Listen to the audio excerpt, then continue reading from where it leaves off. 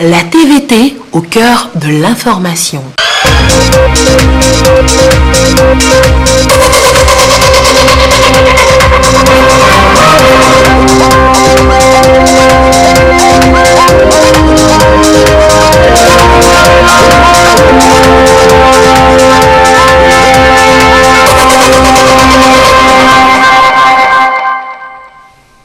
Voici d'abord les titres de ce journal. Préparatifs des prochaines élections à propos des garanties légales de transparence et de liberté de vote. Le ministre de l'administration territoriale sillonne le pays à la rencontre des acteurs de terrain invités à bien jouer leur partition. Après les plateaux et à Tapamé, il était à Kara. Nous en parlerons dans un instant. 25 novembre, journée internationale contre l'élimination des violences à l'égard des femmes. Cela marque au Togo le début de 16 jours d'activisme sur le phénomène. La ministre de la Femme, dans un message, appelle à des comportements plus responsables envers la femme et la jeune fille. Et puis, affirmation et célébration de la royauté du Christ assis à la droite de Dieu. C'était le Christ roi ce dimanche dernier de l'année liturgique. Les traditionnelles processions de fidèles ont sillonné les artères de la capitale ce dimanche après-midi. Nous vous enverrons en image avec notre reporter Augustin Kossi. Bonsoir madame, bonsoir monsieur. Les garanties légales de transparence et de liberté de vote au cours des processus électoraux expliqués aux populations dans les différentes régions du Togo. Le ministre de l'administration territoriale, de la décentralisation et des collectivités locales est en tournée de sensibilisation. L'étape de Kara avec Nestor Mouzou. Le Togo se dirige vers les élections législatives. La date fixée par la CEDEAO est le 20 décembre prochain. Dans la perspective de ces consultations populaires, le ministère de l'administration territoriale, des collectivités locales et de la décentralisation a initié une tournée de sensibilisation dans les différentes régions comme ici à Kara. Selon les autorités de ce département, l'un des problèmes qui se posent souvent lors des élections, c'est celui de la méconnaissance des règles du jeu par les populations à la base. De cette méconnaissance découlent les risques d'incompréhension, de mécontentement et de violence. Il s'agit donc pour cette tournée d'expliquer aux populations les garanties légales de transparence et de liberté de vote au cours des processus électoraux. D'abord, il faut commencer par le fichier électoral. Le fichier électoral, vous savez, c'est le fichier biométrique. Ce système permet d'éviter que, comme dans certains pays, on vous recense, vous partez et vous revenez une autre fois pour prendre la carte. Et souvent, il y a des problèmes dans la distribution des cartes. Le système togolais est tel qu'on vous enregistre, vous avez immédiatement votre carte.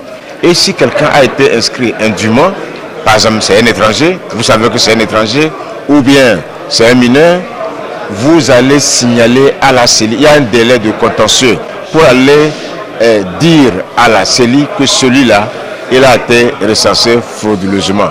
Il y a l'audit du fichier électoral, c'est une garantie supplémentaire de transparence. En 2015, des candidats ont eu jusqu'à 72 millions avant la campagne. Et après la campagne, il y en a qui ont eu jusqu'à 90 millions de plus. Plus de 160 millions payés par l'État aux candidats pour faire campagne. Ça, c'est garantie de transparence. Parce que souvent, certains disent, nous n'avons pas les moyens de faire campagne. Donc, c'est pour ça. Autre élément de transparence, les délégués dans les bureaux de vote. Mais sont payés par l'État. Donc, tous les candidats peuvent mettre dans les bureaux de vote leurs délégués pour voir ce que se passe dans les bureaux de vote et pour transporter les résultats. Vous avez le président et le rapporteur qui ne sont pas de la même sensibilité.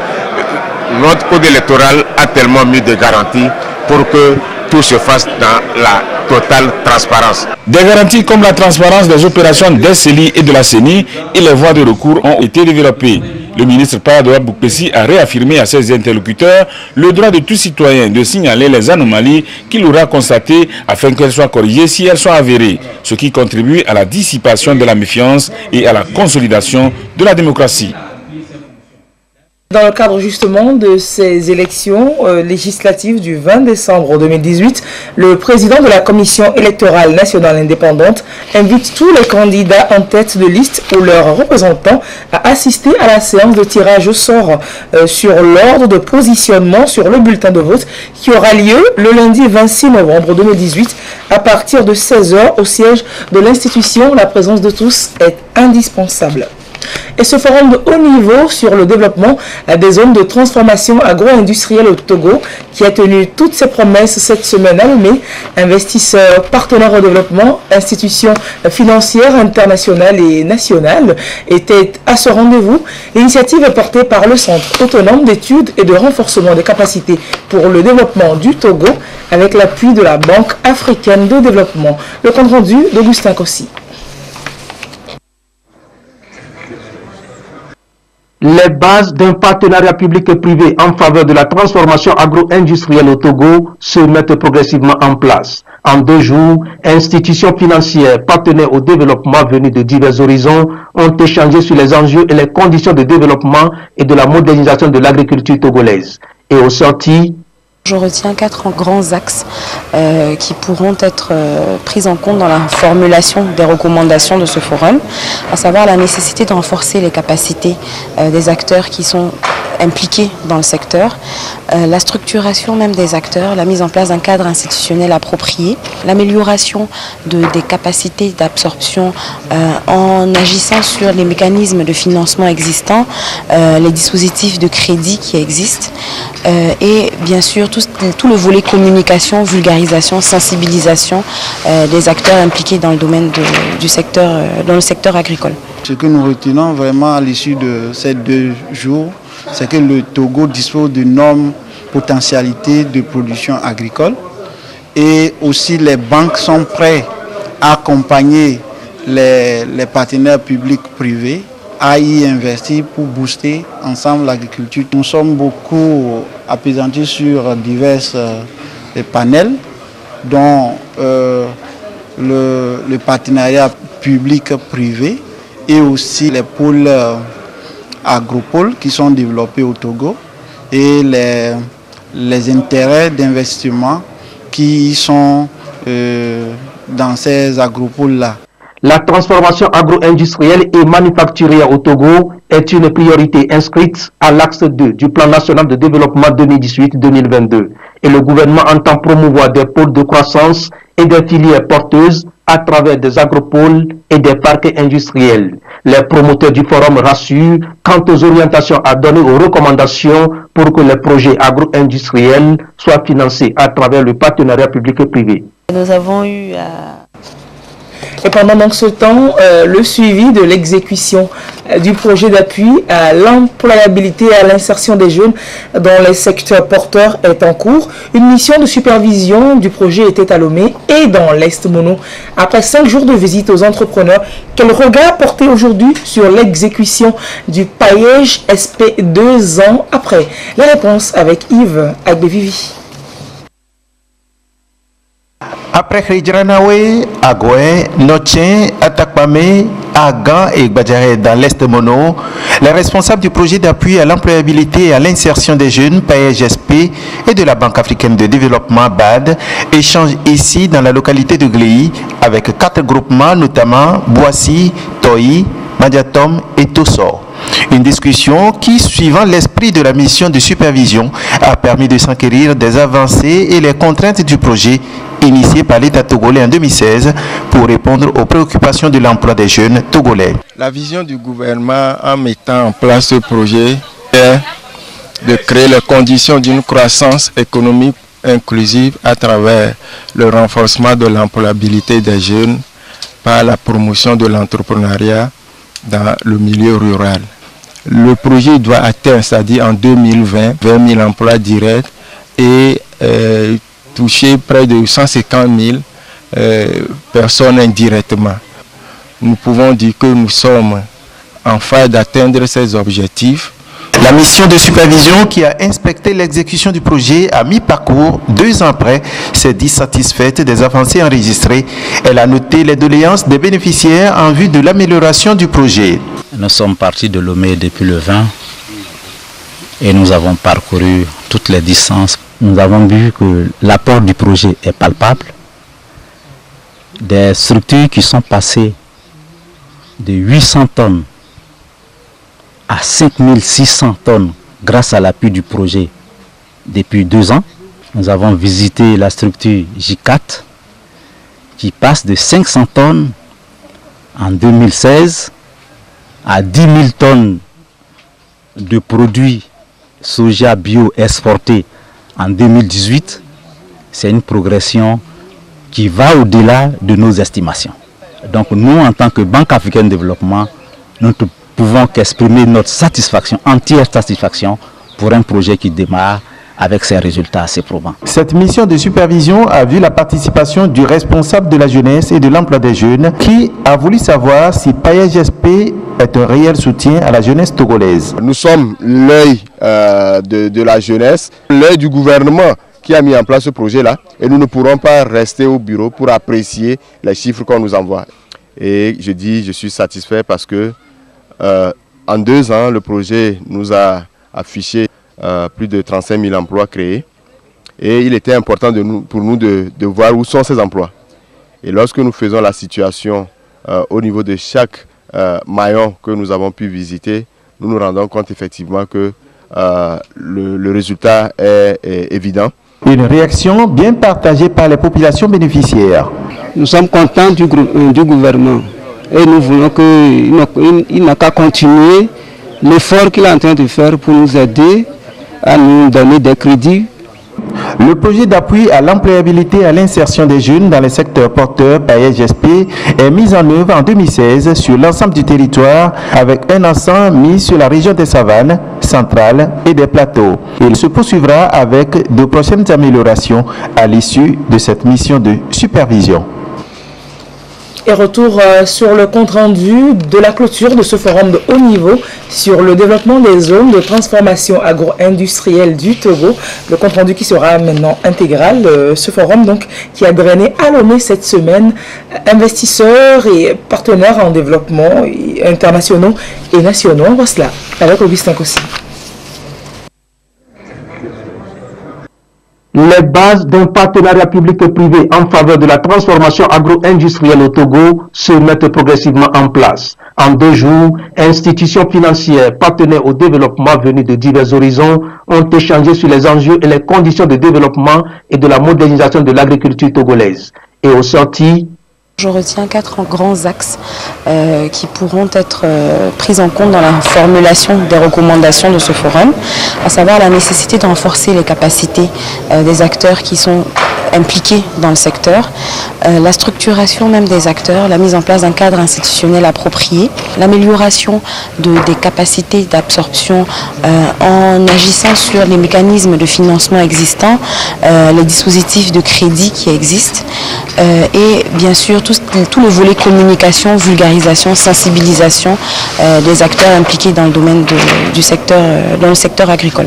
Ce que nous retenons vraiment à l'issue de ces 2 jours, c'est que le Togo dispose d'énormes potentialités de production agricole et aussi les banques sont prêtes à accompagner les partenaires publics-privés à y investir pour booster ensemble l'agriculture. Nous sommes beaucoup appesantis sur divers panels, dont le partenariat public-privé et aussi les pôles agropôles qui sont développés au Togo et les intérêts d'investissement qui sont dans ces agropôles-là.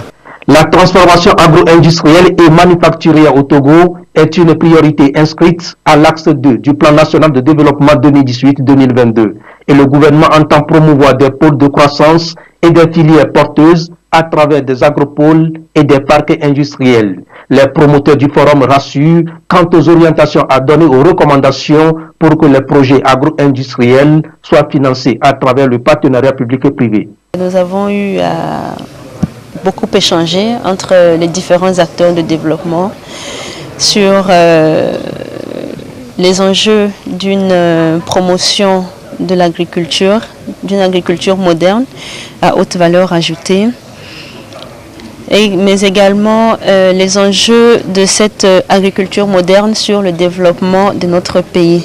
Les recommandations qui sont issues du forum seront reversées et transmises aux autorités compétentes afin de continuer les réflexions dans la mise en œuvre des actions qui devraient être prises. C'est donc une première étape pour une meilleure appropriation de l'axe 2 du PND. ce qui va sans doute susciter des investissements au profit d'un agribusiness au Togo.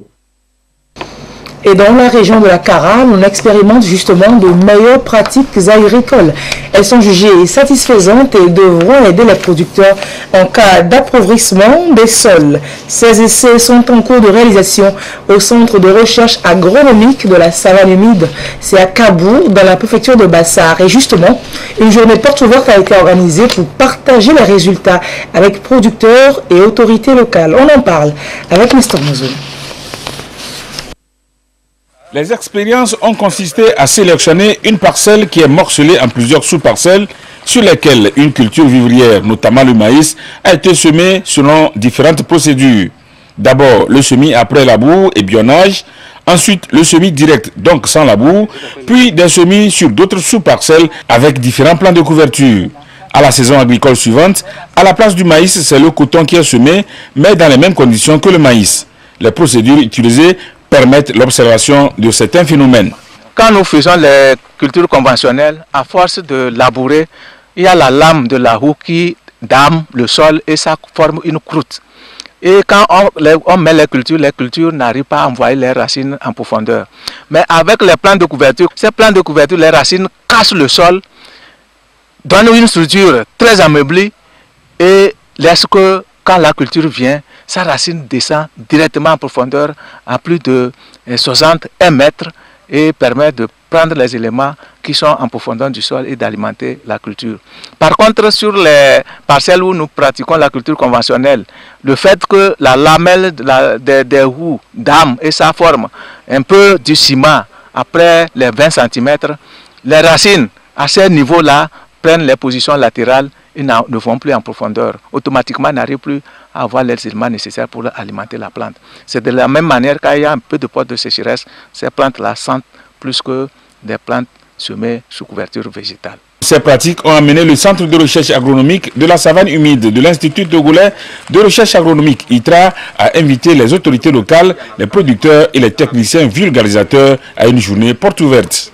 On nous a expliqué il y a certaines plantes de couverture qui fouillent le sol et après associées avec la culture du maïs et puis le coton, ces plantes de couverture permettent à la culture mise en place pour enfoncer les racines, pour profiter des éléments nutritifs. Nos attentes sont comblées par rapport à ce que nous avons vu sur le terrain.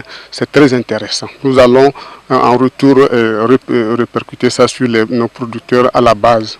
Les essais qui se font à l'unité communautaire d'apprentissage de Kabou s'intègrent dans le projet Coton 4 plus Togo. Ce projet est élaboré et financé par le Brésil dans le cadre de la coopération Sud-Sud et dont l'un des intérêts est le renforcement technologique et la diffusion des bonnes pratiques agricoles. Fin samedi à Lomé de la formation des entrepreneurs sur la dynamique Impretech. Vous savez, ce programme des Nations Unies initié par la conférence des Nations Unies sur le commerce et le développement pour promouvoir la création de petites et moyennes entreprises durables, innovantes et compétitives au niveau international. Et à Lomé, c'est l'MPGF qui a initié la formation au fin de mettre 27 entrepreneurs sur la voie du succès. On voit cela avec Serge Tastom et Carmen Madjé à Capo. Les entrepreneurs togolais possèdent désormais toutes les compétences pouvant leur permettre de réussir et de promouvoir leurs entreprises. Cette formation sur le développement de l'esprit d'entreprise selon la méthodologie Empretech a été pour eux un grand atout. Vous savez, depuis un certain temps, on est en train de parler de s'autonomiser par rapport à nos sources de revenus. Donc je pense que cette méthodologie que j'ai apprise me donnera les compétences nécessaires pour créer une entreprise, la valoriser et puis la rentabiliser. À partir des éléments comme la fixation d'un objectif, le suivi des résultats, la planification, la confiance en soi, je perçois le fait que je peux développer mon activité en me dirigeant vers de nouveaux secteurs et en travaillant à ce que l'efficacité à l'intérieur de cette entreprise-là soit portée à un plus haut niveau. Au-delà de la théorie, ces entrepreneurs ont eu à pratiquer pendant ces 6 jours ce qu'ils ont appris. Différents prix ont donc été décernés aux meilleurs. On a pu se rendre compte qu'en réalité, les entrepreneurs togolais ont beaucoup de potentiel. Les entrepreneurs ont pu se mettre en condition où on se rend compte que sortir de cette formation, je crois qu'ils sont là prêts à lancer leur activité. Pour les responsables de l'Agence nationale de promotion et de garantie de financement des PME-PMI à NPGF, les attentes sont comblées. L'objectif de la formation, c'est de leur inculquer les comportements des entrepreneurs qui réussissent. Et après, ils remplissent un document au fur et à mesure qu'ils font les comportements, ils identifient quel genre de comportement c'est, quel genre de cap c'est, et ils notent. Je suis comblée parce que, à la fin de cette édition, tous les 27 participants ont eu leur certificat. Ça veut dire qu'ils ont réussi, d'abord, à pratiquer ces comportements qui leur ont été inculqués, mais mieux à les identifier pour pouvoir les noter. La NPGF compte poursuivre le processus en organisant d'autres formations en vue de doter le Togo d'un centre Emprotech comme recommandé par la Conférence des Nations Unies pour le commerce et le développement CNUSED. Et les statistiques jouent un rôle crucial dans la lutte contre la pauvreté et pour le développement, vous le savez. Et les Nations Unies réaffirment qu'elles sont indispensables au développement économique, y compris aux efforts de réalisation des ODD. Et justement, la journée africaine de la statistique a été célébrée au Togo, à Dapaon. Le compte rendu est signé Désiré Alain. Pour une mission, entre autres, de conduire les études, enquêtes et recensement, les statistiques élaborent, analysent et publient les comptes de la nation.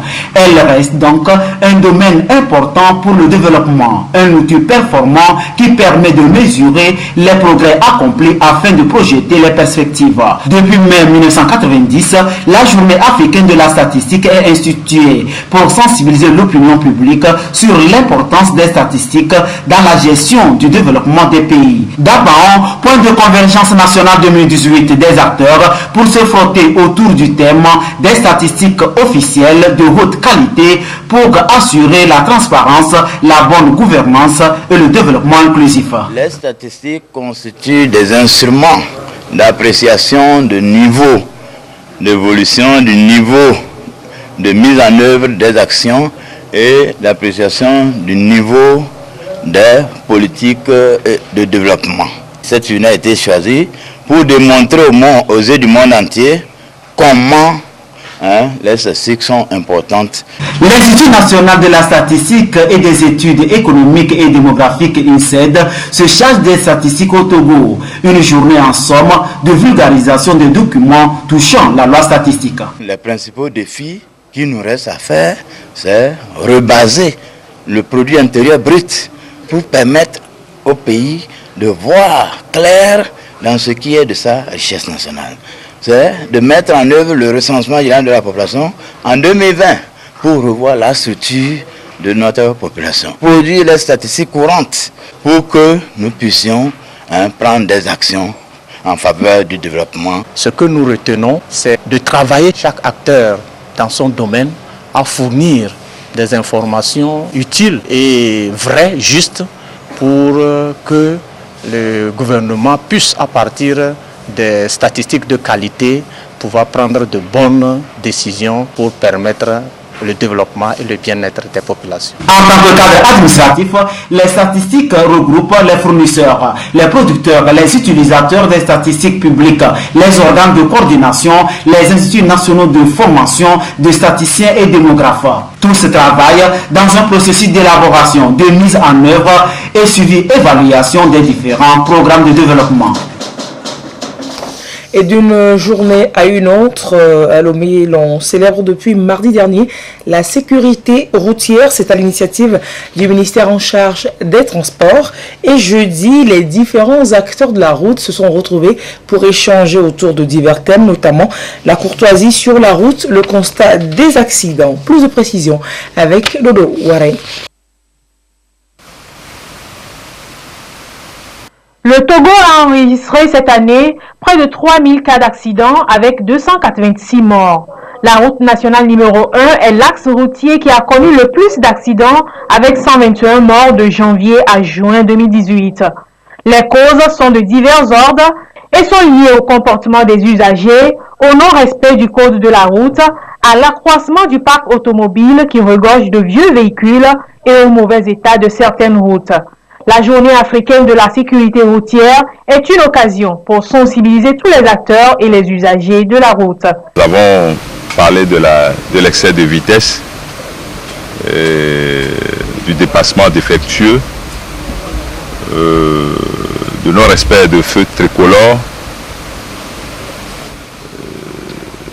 l'usage au téléphone, le port de ceinture de sécurité.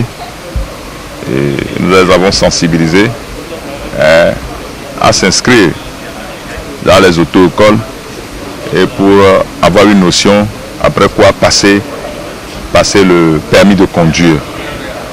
Les statistiques présentées ici révèlent que les blessés de la route sont pour la plupart des jeunes de sexe masculin. Des lésions rencontrées sont souvent graves et l'une des causes majeures de décès est le manque de prise en charge des victimes. Souvent le transport n'est pas médicalisé. C'est-à-dire qu'après l'accident, les blessés sont amenés comme ça, sans aucun soin entre l'accident et l'hôpital. Donc le premier soin est souvent fait au CHU. La deuxième problématique que nous avons soulignée, c'est le coût de la prise en charge. Souvent, ils sont des chômeurs ou bien ils ne travaillent pas, ils n'ont pas les moyens. Même parfois, ici à l'assurance, il y a un retard pour la prise en charge. Au vu de ces deux problématiques, le décès entre le jour de l'accident et 3 jours est un peu élevé. Et parfois, certains perdent le membre. On fait l'amputation du membre qui est cassé parce qu'il faut sauver la vie, parce que c'est infecté. Donc nous avons insisté sur la nécessité de mettre et d'activer rapidement le soir du fonds de garantie routier qui va permettre de faire une prise en charge de tous les accidents de la circulation en attendant de voir qui va payer.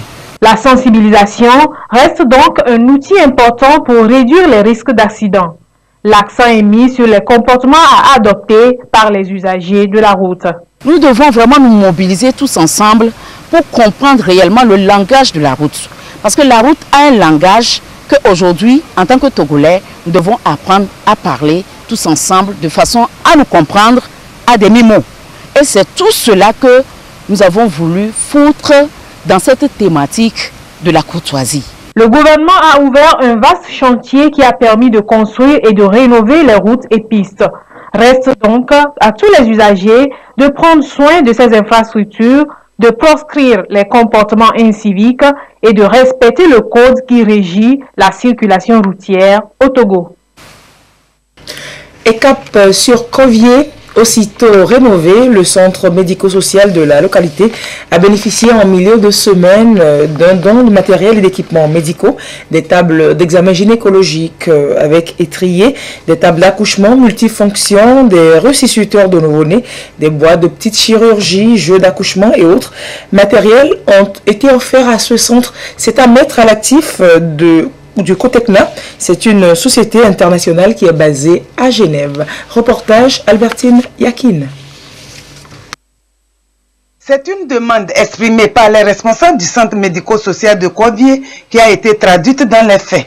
Un aspirateur chirurgical, une lampe d'examen, des ressusciteurs de nouveau-nés, des tables d'accouchement multifonctions, des tables d'examen gynécologique avec étrier, des tensiomètres vaqués, des jeux d'accouchement et des chaises roulantes. Les bénéficiaires éprouvent un soulagement et se réjouissent. En réalité, nos lits d'accouchement ne répondent plus véritablement.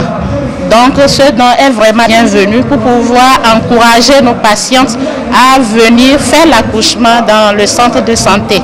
C'est vraiment un soulagement pour nous. Vu le matériel, ça va les pousser à venir accoucher dans le centre parce que c'est vraiment confortable.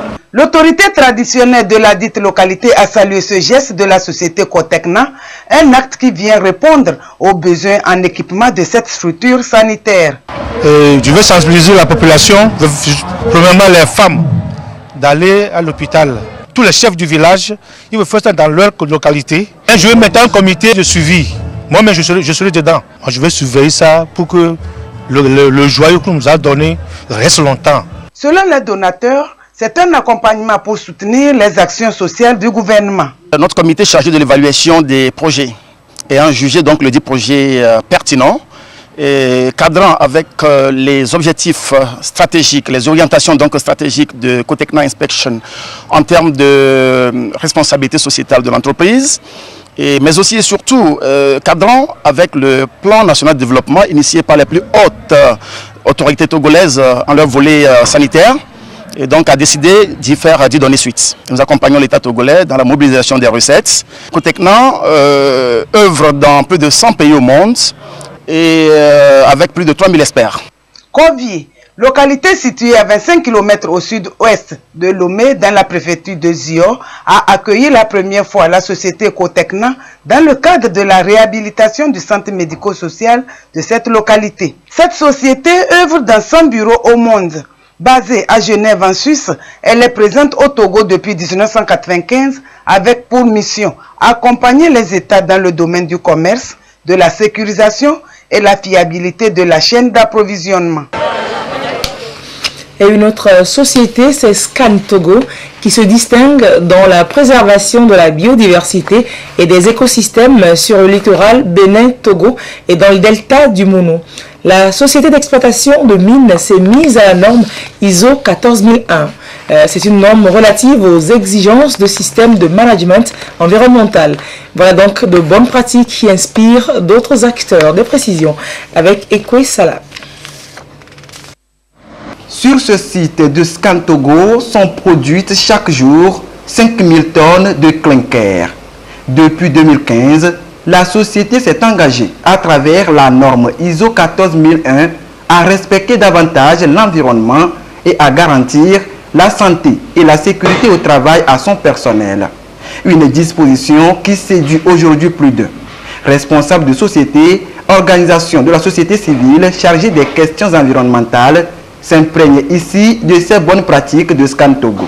La rencontre entend les impliquer davantage dans la préservation de la biodiversité et des services écosystémiques, notamment sur le littoral du Togo et du Bénin et dans le delta du Mono. Cette implication des entreprises va partir d'abord de l'exemple que nous-mêmes nous montrons en tant qu'entreprise, puisque dès le début du processus, nous avons souscrit à un certain nombre d'engagements au niveau de l'étude d'impact qui a été menée avant l'exploitation de notre carrière. Le résultat escompté, c'est tout simplement que ce processus-là que nous avons en notre sein, au niveau du groupe Heidelberg Cement, puisse être démultiplié dans le secteur par d'autres entreprises. Le littoral du Bénin et du Togo, en passant par le Ghana jusqu'à la Côte d'Ivoire, subit une forte pression de démographie et de toute infrastructure de développement. Les organisations de la société civile que nous sommes ne peuvent pas à elles seules travailler à la conservation de cet écosystème, d'où l'importance de travailler avec le secteur privé qui développe des activités sur la côte, qui a des impacts tant négatifs évidemment que positifs sur la côte, de travailler avec ce secteur privé pour que nous trouvions ensemble des solutions pour la gestion durable de la côte. Les assises vont durer 3 jours. Elles devront permettre à ces acteurs de définir des pistes d'entente et de développer des plans stratégiques impliquant à la fois secteur privé, organisations de la société civile et décideurs politiques pour une gestion efficace et durable de la biodiversité sur la côte ouest africaine. Les ambassadeurs de paix ont démarré samedi à Atiégou une campagne de sensibilisation de la population sur les comportements civiques à adopter, surtout en période électorale. Il s'agit pour eux de faire de la population de véritables artisans de paix et de non-violence. Dodo Waré nous en parle.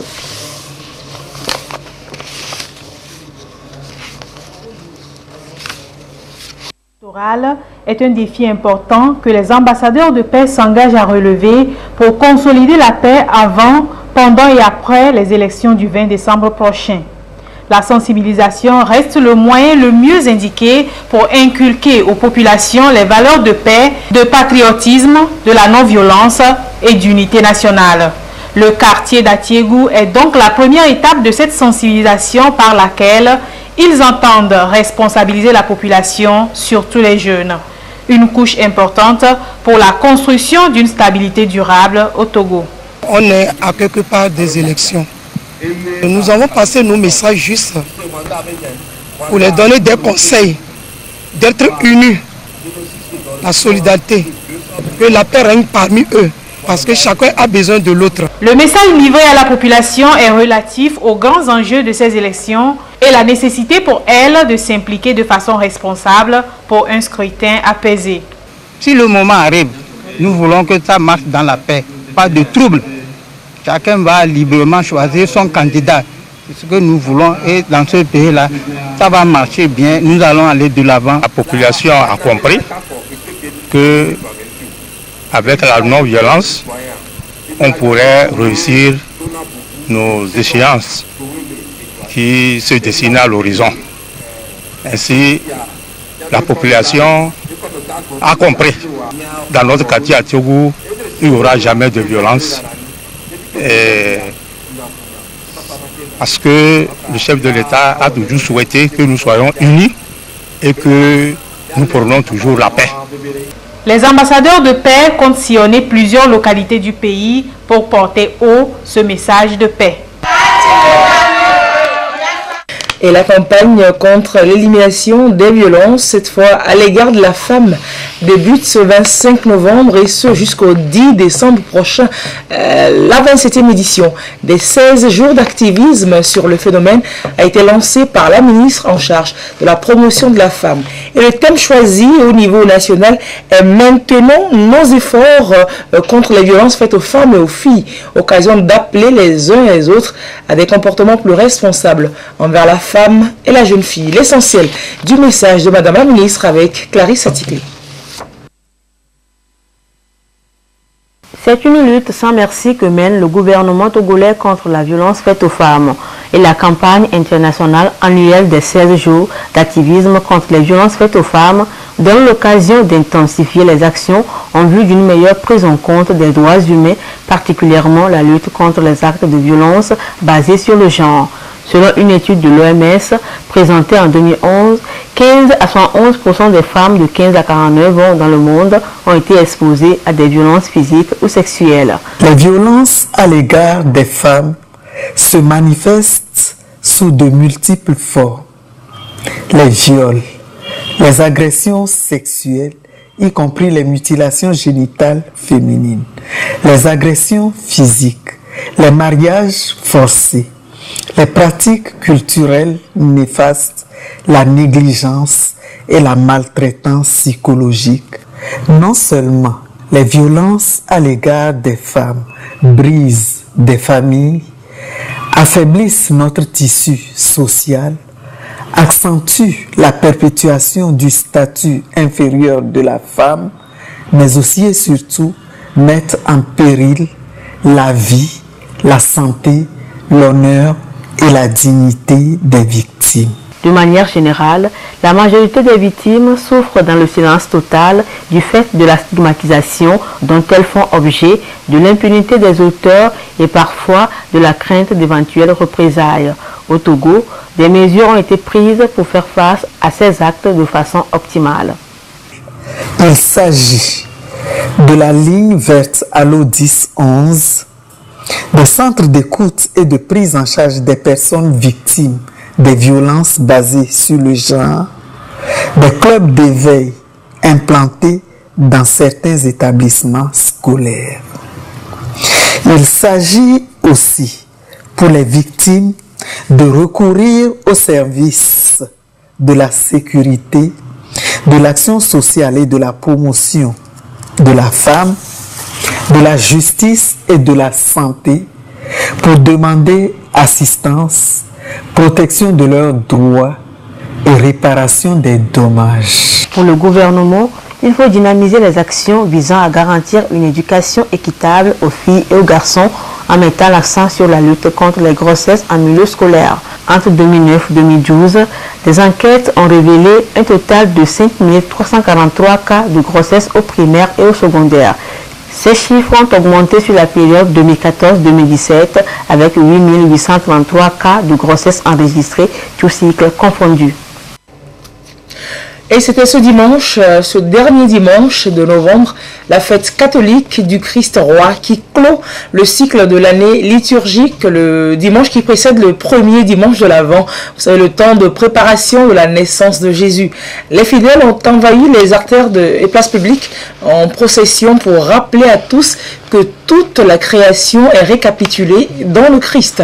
Suivons avec Augustin Kossi la célébration des paroisses Christ roi de Kodouya-Kopé, Saint-Antoine de Padoue de Hanou-Kopé et aussi Immaculée Conception de Nicolas-Poué.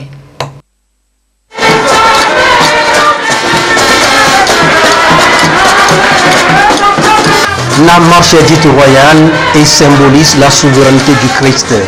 Boulevard circulaire de Lomé. Les clochettes et carillonnes, on érige un reposoir au Saint-Sacrement. C'est la fête du Christ roi des rois chez les catholiques. Une impressionnante procession à travers la ville pour rendre gloire à celui qu'on appelle le sauveur de l'humanité.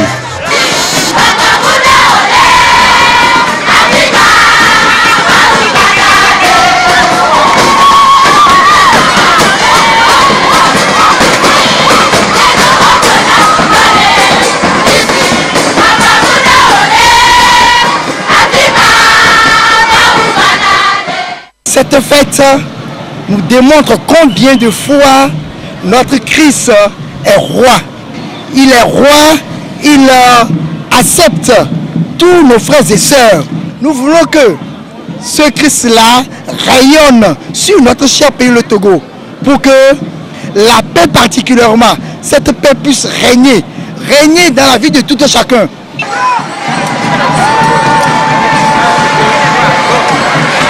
L'événement est ponctué de plusieurs arrêts. À chaque station, on marque une pause, on médite la parole, on prie, pourquoi pas, pour des intentions particulières.